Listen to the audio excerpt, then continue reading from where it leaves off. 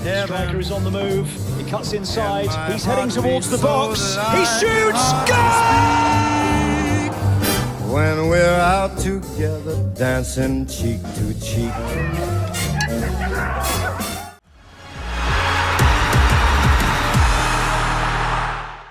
Tervitused kõigile, kõik 104 matši K3-s tagasi teie ees. Minu nimi Andre Lepson, minuga siin täna Tõnis Pärna. No hommikust. Tere hommikust sulle ka. No, sul pikk õhtu selja taga. Nägid vinget kohtumist, penalteid.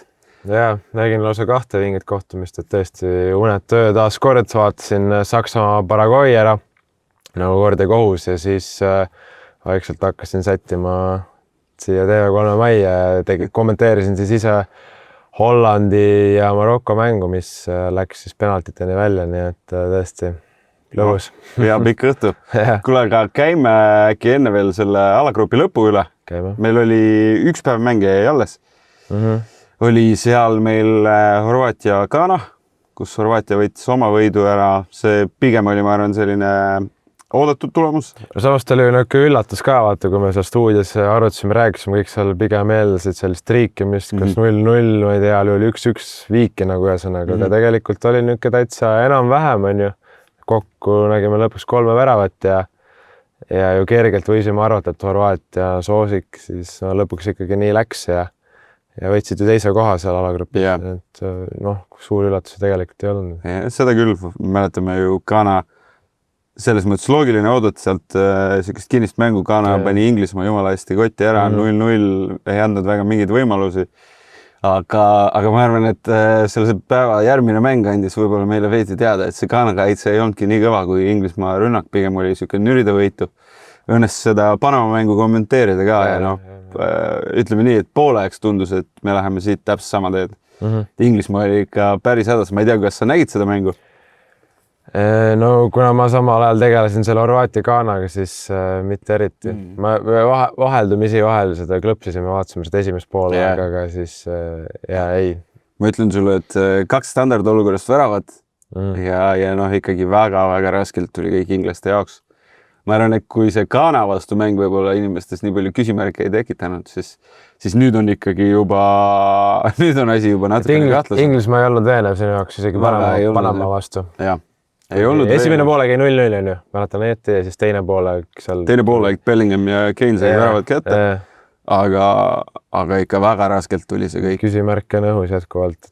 No pluss nüüd on see, et neil on ju kaitses mõlemad paremkaitsed vigastatud, kelle nad tõid.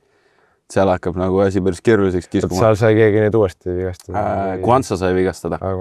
Riis on väljas, Kwanza sai vigastada. No Riisi kohta Tuchel ütles, et ilmselt mitte nüüd selleks mänguks Kongoga, aga mäng peale seda ta võiks olla tagasi, aga eks see kõik tõmbab seda kriitikat peale, et Trent jäeti välja, kõik on jälle vaata püsti tagajalgadele aetud. Aga jah, Inglismaa ikkagi lõpuks tuli läbi hädade, küll aga tulid, seal oli ju korra päris suur võimalus, et Inglismaa ei võida oma gruppi üldse.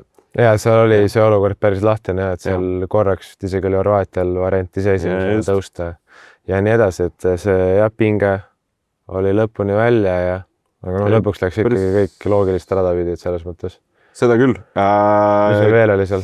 Meil oli Kongo mängis Usbekistaniga see grupp ka, ja Portugal mängis siis Kolumbiaga. Ja Kolumbiaga ja ma ei tea, kui palju sul seda mängu õnnestus vaadata, aga Portugal pigem oli ikka väga hädas. Ka niimoodi enam-vähem teist poolega nägin. Ja Kolumbia jättis pigem parema mulje, ma ütleks, et ägedalt seal ründasid lõpus ja need momendid seal tekkisid, et Kolumbia on selline põnev meeskond, seal on sellist kogemus kõike, et keskväljakul James on ju ja ikkagi me teame, et James ju koondisest reeglina mängib hästi, koduklubidest lasta seal olla ja siis muidugi Luis Diaz ja niisugune mõnus Lõuna-Ameerika meeskond, väga positiivne minu jaoks. Ja nad ju, kui me nüüd ei eksi, siis Kolumbia veel puhkas osasid mängeid ka. Muñoz istus neil päris pikalt, kes on ju 2 väravat löönud, on ju. Et päris huvitav ei näha seda, mis minu jaoks on kõige kurvem, kuigi mulle Kolumbia meeldib. Ja see on kõik väga tore, et Kolumbia selle grupi võitis, aga ma oleks tahtnud näha Portugal-Argentiinat veeremfinaalis. mida me nüüd ei näe, sest Portugal ajas asjad nagu tagurpidi ja nüüd on täiesti teisel pool. See oleks olnud ju sajandi mäng kindlasti, Ronaldo versus Messi duell. Ideaalne viimane MM. See oleks olnud väga tõenäoline variant, et nüüd on ju ka teoreetiline šanss olemas, nad on ju siin erinevates tabeli pooltes. Aga et Portugal ja Argentiina, Argentiinat isegi nagu näeks jõudmas sinna finaali, aga Portugali selle mänguga. No Portugalil on, kohe on Horvaatia ja kui Horvaatiat võidad, siis tuleb Hispaania otsa. No võt, see ole Horvaatiaga läheb ka raskeks juba, et see ei ole nüüd see parimate päevade Horvaatia, aga siiski seal on seda klassi nagu. Aga ikkagi suurturniiridel ju MM-il vähemalt kõvemad tulemust teinud kui Portugal pikalt Horvaatia. Põnev nähemast, et sealt välja pigistavad. Kui suured mured sul Portugali kohta on? Mänginud ju ikkagi pigem jälle alla ootuste, ma ütleks. Ei no igal juhul et see Usbekistani mäng oligi võib-olla jälle selline pettekujutlus, et seal tundus, et kõik on jube ilus ja hästi. Portugal nagu mängiski hästi ründavalt seal, aga see Kolumbia mäng niimoodi, kui ma kohati seda nägin, siis ma räägin, et seal on nagu, ma ei teagi, mis see probleem on, kas seal nagu see Ronaldo segab jälle või ei sega, aga nagu mingisugused pusletükid nagu seal ei ole koos päris nii, nagu nad võiksid olla, kuigi materjal on tegelikult ju kõva, kui sa paberile vaatad. Aga ma ei tea, mis sina arvad, mis see peamine murekoht võib olla? Ma arvan, et kindlasti Ronaldo veidi segab seda meeskonda, sest ma eeldan, et selle koosseisuga pigem me teame, kuidas nende keskväljamehed on harjunud mängima Vitinha ja Neves pigem ju tahavad kõrgelt survestada. Seda sa väga teha ei saa Ronaldoga.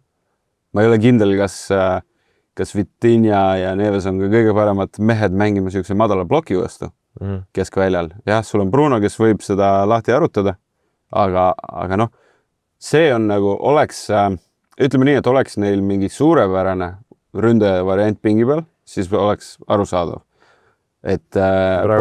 Gonzalo Ramos. No Gonzalo Ramos ei ole nagu jah. Kene tipuründe, kes on nagu võtta sealt pingi pealt. Et neil ei ole nagu peale visanud ja noh, et ma kardan, et siukse nagu mängustiiliga läheb väga-väga keeruliseks. Eriti kui sul tuleb Hispaania vastu, kes on täiesti selline full nagu high press meeskond, käivad, suruvad, terve ründeliin on kogu aeg vastas. Ma arvan, et see on päris keeruline. Kuigi tegelikult Hispaania ka nüüd ju mingit ulme muljet ei ole avaldanud, et nüüd nagu sõidavad üle, ei tea. No hästi rahulikult on võetud see Uruguay vastu mäng. Pigem võeti rahulikult, aga kontrolliti seda mängu, et saab huvitav olema näha. Aga Portugali juurde tulles tagasi midagi Ronaldo vastu siin nagu särgist näete ka, siis austus on olemas, aga kuidagi jah, Usbekistani vastu jälle nagu vaatasid, päris ägeda, jube tahtmist täis, lõi ära ja nagu sobis. Aga nüüd see järgmine mängile, kui on kõvem sats vastas, siis ta on ei tule. Ma arvan, et mida vähem on Portugalil palli, seda keerulisem on neil mängida sellise nagu koosseisuga. Kui Ronaldo saab olla väga kõrgel ja terve meeskond on üles surutud, seal ei ole väga suuri nagu seda, et sa vaata klassikaline suurte duell, kus sa vahepeal oled oma kastis ja sa pead poole väljaku pealt hakkama minema. Siis on nagu Ronaldoga keeruline, kui tal on 40 meetrit vaja joosta. Aga noh, ma ei näe see Hispaaniaga mäng. Ja Hispaania ei ole väga veenev olnud, on ju, kui nad jõuavad sinna välja, aga ma arvan, Hispaania teiste suurmeeskondade vastu on nagu parem. Kui neil on seal tegutsemise ruumi rohkem ja minule ikkagi tundub, Hispaania on väga sellise tagasihoidliku käiguga siiani olnud. Tuleme grupist läbi ja hakkame vaatama. See on okei tegelikult, sa ei peagi kohe nüüd lööma jala kust lahti ja paugutama, et see samm-sammult ja tegelikult me ei ole veel Hispaania tõsist vastast veel näinud. Okei, jätame selle rohenenud välja, aga see selleks on ju. Ma korra mainin mängu, mida ma arvan vaatas umbes 10 inimest. Kongo, Usbekistan, samal ajal kui Portugal mängis. Me nägime seal ühte, et ma arvan, turniiri kõige vingemat väravat Usbekistanilt, kus vend chippis kannaga Shomorodovile ette ja sealt pandi 1-0 kohe Kongole ära. Tundus üsna paanika, aga Kongo lõpuks tuli läbi ja see oli tõesti siuke mäng, et ma korra mõtlesin, et kas tõesti nagu Kongo lasebki punktid minema, aga said kätte, läksid edasi. Väga selline ütleme, väga kuumaline mäng, kus nägime igasugust pulli, nii et soovitan järele vaadata. Aga siis õhtul, ma arvan, oli turniiri kõige kuumalisem mäng. Samal ajal, kui sina kommenteerisid Messit ja Argentiinat. Ja, sul oli jah selle. Mul oli 3-3 Alžeeria ja Austria. Seda ma vaatasin nagu järgi. Kus oli, ütleme nii, okei, Austria läks 2 korda juhtuma, siis võtsid jala täiesti gaasi pealt ära. See oli ju mäng, kus kõigile sobis Viik. Kõigile sobis Viik, Viigi tõenäosus kihlveokontorites oli ligimale 50%, mida muidu nagu kunagi ei näe. Oodati Viiki, Austria 2 korda läks ette, siis nagu täielikult võtsid siukse kaitsva seisu ja nagu ei teinud seda kaitset väga intensiivselt, lasid Alžeeria mängu tagasi. Ja siis ma ütleks viimased 15 minutit. Oli jõhker kõigutamine, ma vaatasin. Keskkaitsjad tegid kolmnurkasi. See oligi nagu kokku lepitud, mängime Viiki ära.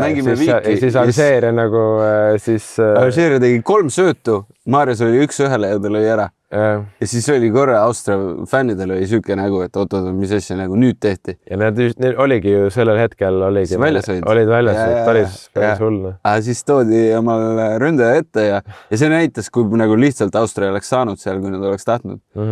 Üks pall ette, kiired kombinatsioonid, senderdus värava ette ja 3-3 ja no minul seda vaadates tekkis see tunne, et sa ei saa nagu sellist asja teha, et sa lähed Viigi peale mängima, et kuidas sa nagu nii suures mängus, kus sul on üks eksimus ja sa oled väljas, sa võtad selle riski. Aga noh, vedas ja Austria, seal oli ju veel see, et kes jääb grupis teiseks, saab hullema vastase. Hispaania saavad vastu. Ehk siis Alžeeria lõi värava ja selle tõttu nad oleks saanud Hispaania ja praegu nad ju pääsesid kohe ütleme, Šveitsi vastu. Et see on nagu oluliselt lihtsam mäng. No, väga väike veider ja ma vaatasin ka seda kordusest järgi vaata, et seal nagu käiski jõhker kõigutamine. Sul isegi vahepeal ei olnudki midagi rääkida, midagi ei toimunud. Ma ei ole kunagi nii tuima mängu lõppu näinud. See oli niisugune sürrmäng, vaata, väga veider. See oligi nagu, et 2 meeskonda nagu leppisid kokku, okei, mängime Viiki ja siis järsku Alžeeria nagu hüppas alt ära. See on nagu kossus see, kui sa oled 20-ga ees ja siis sul on 15 sekki mängida ja siis võitev tiim nagu lihtsalt põrgatab aja ära. Aga siis lõpus otsustasin, me paneme veel 3 kaardile otsa. Vaata keskelt ja läheb sisse. Aga ei karistatud ära, nii et mõlemad said oma kohad lõpuks ikkagi play-offis. Ei, väga pull jah, et see Austria ikkagi ka kuidagi tuli kohe palju kasti ja no läks hästi. Et no kihvt, väga pull. Kuule, aga läheme play-offide juurde või? No lähme. Tänaseks meil on mängitud 4 mängu play-offidest. Üks põnevam kui teine. Kõik on tegelikult ju väga kihvtilt vähemalt lõppenud. Ja, seda küll. Alustasime Lõuna-Aafrika Vabariigi Kanada mänguga, kus pikalt tundus, et Lõuna-Aafrika Vabariik istub ära ja lähme lisaajale. Mängu lõpus, mis 90+3 midagi sellist. Ja Stakio saab läbi ja paneb palli väravasse. No, mis su emotsioonid sellest mängust? No võib-olla nendest 4 mängu mängitud, nendest 4 võib-olla selline kõige igavam mäng.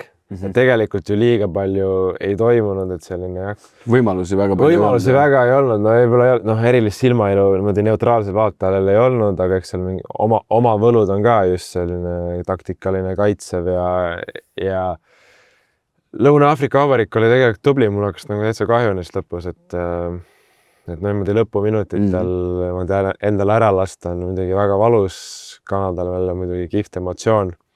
Aga jah, mina olin juba lisaajaks valmis, aga kuidagi seal võtsid selle välja, et ei teagi, jah. No läks tugevam ikkagi, Kanada ikkagi oli gramm parem ja lõpuks ikkagi õiglus selles mõttes võidutas. Aga ma arvan, me kõik ootasime sealt lisaaega ja see võeti meilt ära. Aga see täna hommikul premeeriti meid lisaaegade koha pealt. Kuidas see veel? Saime 2 lisaaega, aga kõigepealt oli meil ju varajane mäng ka, Brasiilia-Jaapan, kus me olime jälle väga lähedal lisaajale. Jaapan läks mängu juhtima, Jaapan mängis nagu väga viisakalt, jube hea kaitse, Brasiilial oli päris palju probleeme, et sealt läbi tulla.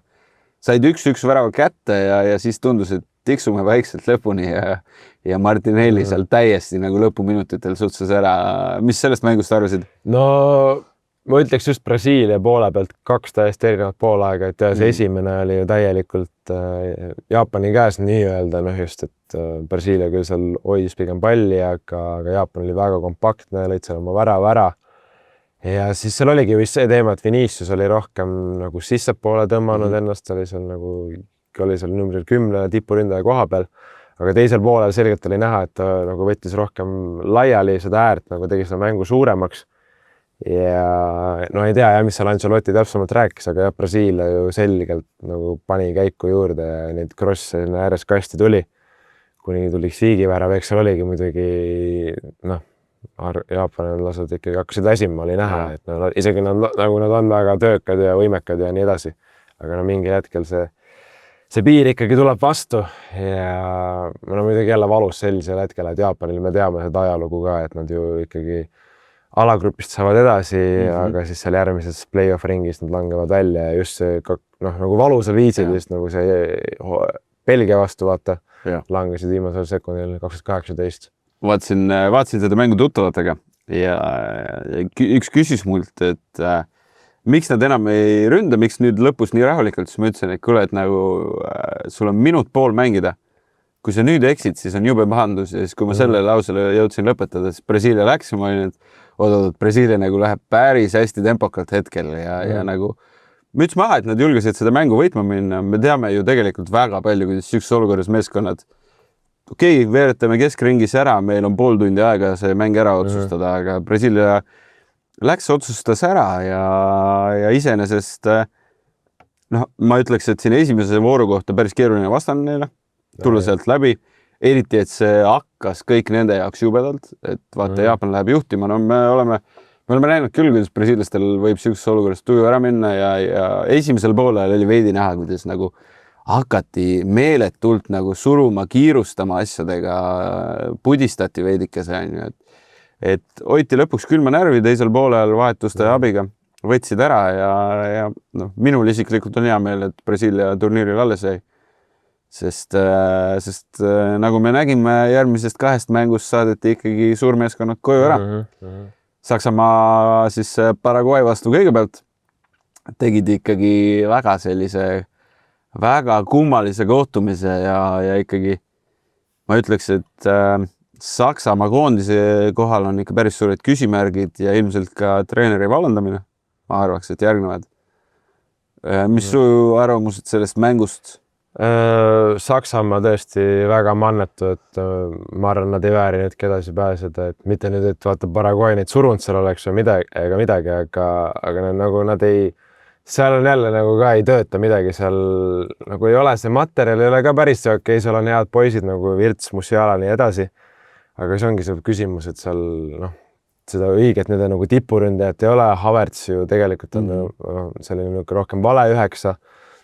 Sul on endiselt Leroy Sané. Hästi seoks, see nagu tegelikult nimesi on, aga samas seal ikkagi nagu, ei ole päris see ja kui me seda kvalifikatsiooniturniiri kas või juba mõtleme, seal me ka kommenteerisime mänge sealgi juba Saksamaa ei jätnud mulle Nagelsmanni käe all väga sellist kindlat muljet ja ikkagi Paraguay jälle nagu hästi selline võitluslik nagu täiega kaitses, seal nagu mehed olid nagu täiesti nagu läbi. Sa lased meeskonna kõige lühemal mängel, et siis sul peaga värava lüüa, siis on natukene nagu pahandus. Me ei saa üle ümber sellest lisa ja väravast, mis sakslased lõid, Jonathan Tah, seal eest tehti viga värava vahele, tehti või ei tehtud, kuidas sinu jaoks? No väga pehme, aga kui sa niimoodi võtad reegliraamatu, ma arvan lahti, siis seal ju tegelikult väravahti puutuda pigem ei tohi, et nagu ilmselgelt see kontakt oli nagu õhkõrn, aga võib vist ju, sa ei saa, see on ju niisugune tõlgendamise küsimus kohtunikul, aga läks seekord nii, ma ei tea. Mulle isiklikult ei meeldi, kui väravavahtidega nagu väravavahtide vastu niimoodi mängitakse. Selles mõttes mulle meeldib, kui see ära vilistatakse. See oli võib-olla veidi pehme, aga me oleme ju terve hooaja jooksul näinud päris palju, kuidas see aasta lubati üsna jõuliselt mängida väravavahtide vastu, eriti Arsenali. Inglismaa liigas. Jürgen Klopp ütles ju ka võib-olla Saksamaa uus peatreener, et kui sellised asjad on vead, siis Arsenalilt oleks vaja 60% väravaid ära võtta. Ta oli pehme, aga ta ikkagi tegelikult oli viga, et selles mõttes see ei ole nüüd midagi nii skandaalset, et jah, ma olen ka nõus pehme, aga pigem viga oli. Ma saan aru, miks see ära võeti, kas keegi tahab, et see oleks viga või mitte, see on maitse asi, aga sellesse nagu detaili ei ole minu jaoks ülearu mõtet kinni jääda. Saksamaal oli väga kaua aega, Saksamaa oleks pidanud selle mängu võitma. Selle asja oleks pidanud normaalajal üldse Saksamaa sugune sats ära otsustama. Ma loodan, et Saksamaa jalgpalliliit ja ei nagu poe selle taha peitu, et meie vastu tehti halb otsus, sellepärast kukkusime välja. Sest mänguliselt väga kehv. Alagrupis Ecuadori vastu väga-väga halb viimases mängus. Elevandiluuranniku vastu ka mitte midagi erilist, et pigem elevandiluusid olid tublimad. Nii et märgid olid nagu õhus ja noh, ongi, et nende avamäng oli nende ainukene viisakuse mäng, lööd seal 7, väga tore, aga seal on ikkagi päris suured augud ja murekohti oma jagu. Ja no ma usun, et ei ole võimalik, et me EM-il näeme Saksamaad Nagelsmanniga. Ma ei usu. Ta kuidagi ei klapi sinna ja, et juba algusest peale vaatas seda Saksamaa mängu tema all, siis ei olnud päris see, et midagi jääb seal puudu. Ei oskagi öelda, mis, aga mingisugust, kas nüüd verevahetust, aga treenerite näol kindlasti, aga seal tuleb nüüd neid asju natukene tõesti vaadata üle seal. Jaa, ma olen täitsa nõus. Lähme selle mängu juurde, mida sina nautisid kella 4 hommikul. Holland-Marokko, see on ainukene nüüd play-offi mäng, mida mina ei ole jälginud. Mõtlesin, et ma tulen natuke teravamalt meile täna siia jutustama. Et tahad sa kokku võtta selle mängu? Ei, vinge kohtumine, väga hea paar esiteks, 2 ikkagi tippkoondist ja selles mõttes kahju, et üks juba nii varakult välja langes, et kui sa vaatad kas või FIFA rankingut, Holland 8, Marokko 7, et võib-olla tavainimene esialgu mõtleb, et oota, mis Marokko on, et Holland muidugi on. Tegelikult ikkagi Marokko on kõva sats ja üldkokkuvõttes võib öelda, et parem läks edasi, et Marokko oli grammi võrra ikkagi parem kogu mängu vältel, ma ütleks, nad valdasid rohkem palli, neil oli rohkem võimalusi, nad nagu tahtsid rohkem ja Holland isegi oli mulle veidi pettumas. Mina üldse kogu turniiri lõikes ootasin Hollandilt palju rohkem. Ma korra küsiks, kas sind üllatas see, kui kaitsvalt Koeman peale läks? Ta läks esimest korda viiesega Viiesega, jah. Aga selle mõte oli see, et Hakimi kinni panna, ma sain aru. Et seal oligi Miki Van de Ven pandi sinna vasakusse äärde ka ja siis seal kuna Brahim Diaz ja Hakimi olid seal Marokko paremal äärel. Aga ei töödanud väga, sest see Hakimi tegi ikka, mis tahtis seal, et ta oli ikka väga ründav ja läks sealt läbi. Mulle meeldis see, et Koemani reaktsioon oli üks. No minu jaoks ta on ikkagi üks kummaline mees. Ma ei saa üle ega ümber sellest, et ta siis ju peale mängu ütles, et te kõik meedias kritiseerisite mind, et me laseme nii palju väravaid ja nüüd te olete pahased, et me läksime kaitsma. Sa oled peatreener, sa ei saa kuulata, mis keegi ajakirjanik sulle räägib meediast. See on sinu otsus. Ja sa läksid viiesele ja asi ei töötanud, siis sa pead nagu vastutuse ka võtma. Sa ei saa nagu niimoodi seda lahendada.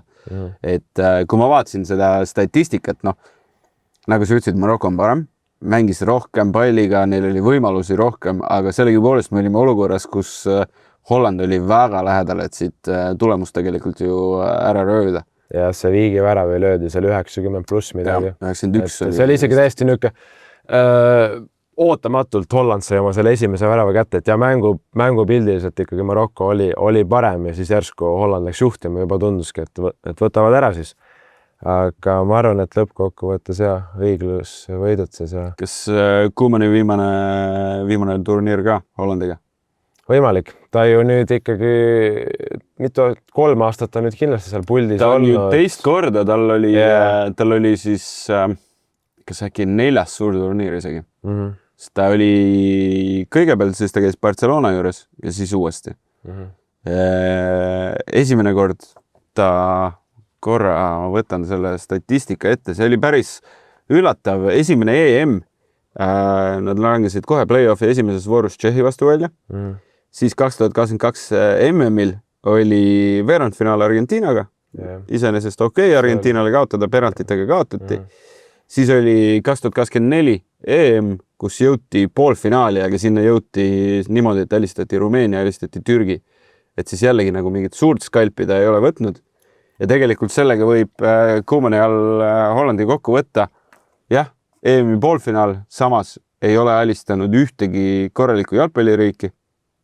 Parim võit on siis Türgi, aga 4 suurturniiri peale play-off'is parim võit Türgi, see on nagu kindlasti liiga vähe Hollandi-suguse meeskonna. Ei ole päris see näitaja, et pigem ikkagi lati alt läbi kokku. Aga pigem arvad, et vahetavad?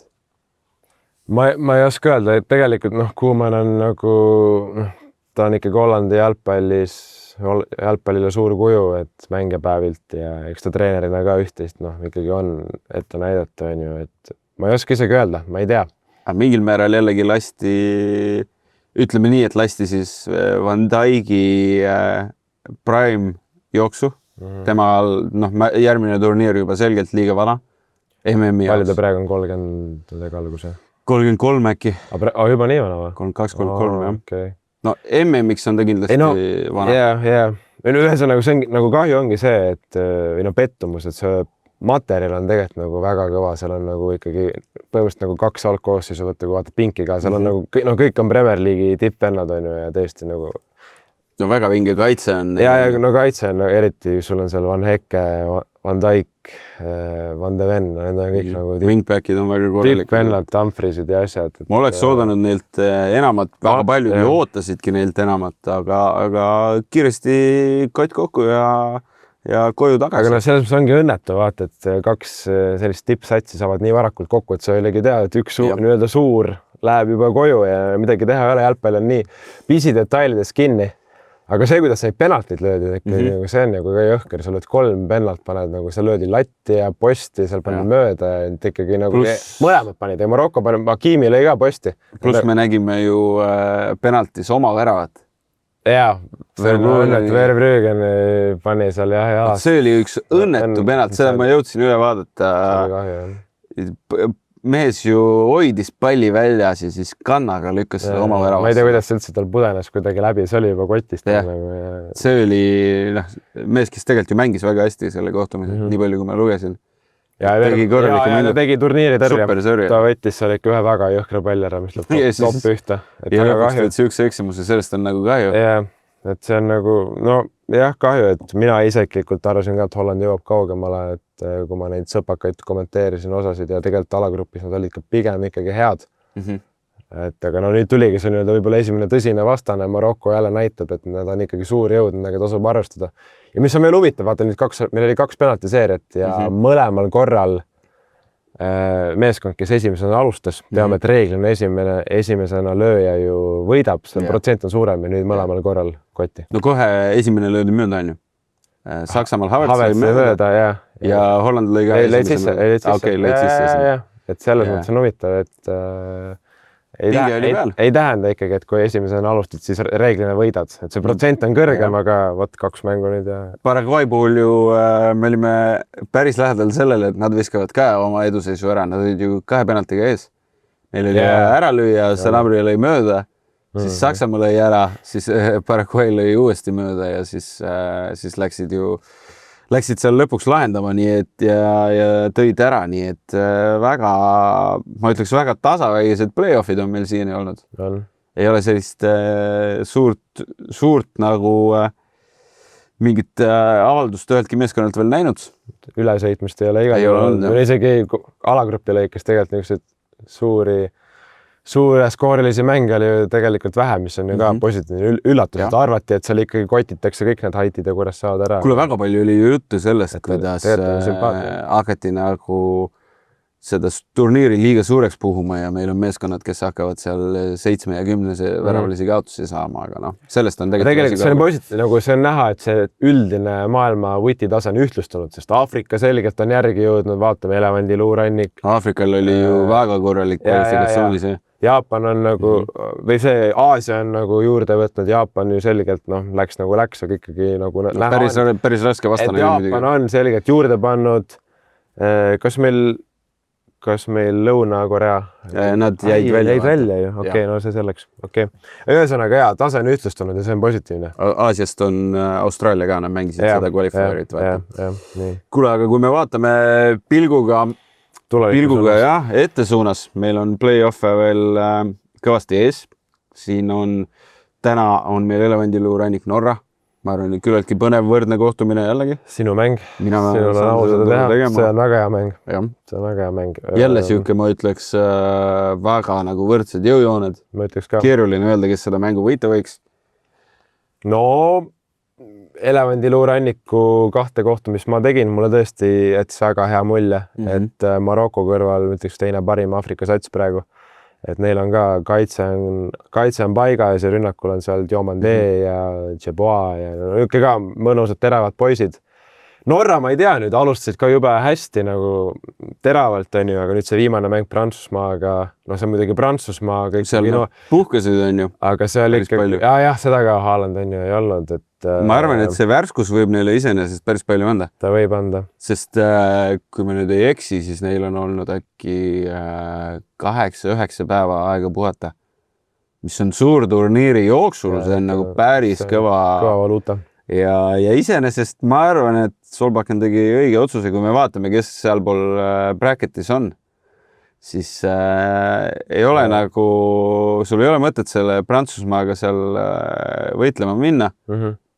Esimene mäng Elevandiluurannik mängitav, Brasiilia, ma arvan, on samamoodi mängitav. Nii et selle koha pealt on huvitav.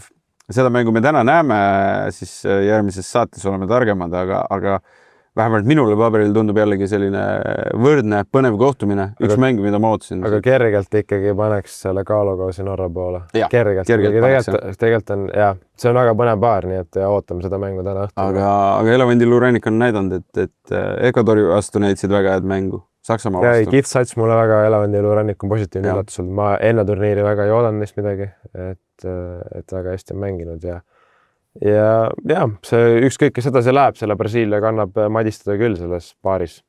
On meil veel midagi põnevat siin? No meil täna mängib Prantsusmaa Rootsiga.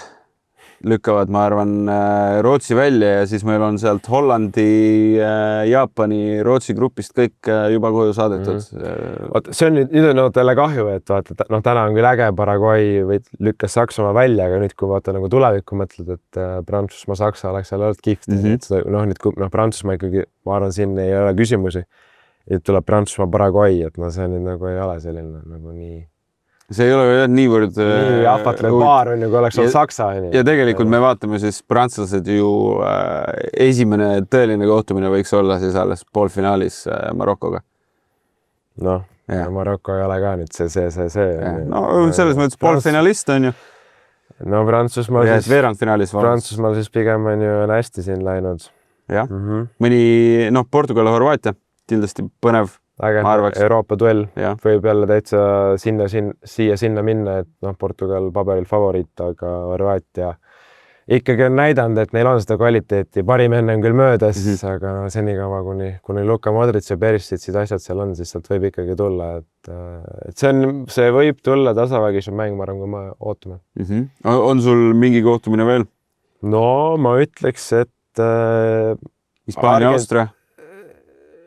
Las see praegu jääb, kui jõuame räägime, aga Argentiina, Roheneeme saared võiks äge olla. See võiks äge duell olla, sest see Roheneeme saared on nagu selle turniiri sensatsioon olnud. Kõik see Vozinja lugu, kuidas ta ju kogu... Arvad, et sa tegid viimast Argentiina mängu ka? Arvad, et suudavad peatada? Ei, ma ei suuda, aga see lihtsalt on nagu loomõttes äge, et see Cabo Verde on olnud väga kihvt sats ja kõige pisikesem rahvus ju, kes nüüd sai play-offi.